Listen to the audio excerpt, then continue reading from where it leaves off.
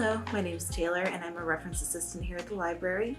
If you've ever called to place a hold on a book or ask a question, chances are pretty good we've spoken at some point.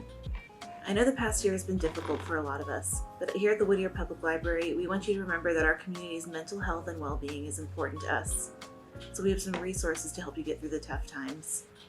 Today I'm going to talk about our mental health initiative kits. Each one is curated with books to help our patrons deal with the tougher times in life. We have a variety of topics available, including mindfulness and stress management, anxiety, depression, substance abuse, grief, PTSD, and mental health education for more general information on the topic of mental health. It should be noted that these kits are not a substitute for a mental health care professional and cannot be used to diagnose any conditions.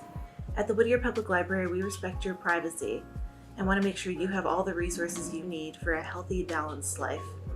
That's why when you contact us, you'll find a friendly voice and professional demeanor. If you're interested in exploring any of these topics, please give us a call or email with your library card number and we'd be happy to place a kit on hold for you. For more information on any of our kits, or for more resources on other difficult topics, please give us a call or email and we'll be happy to assist.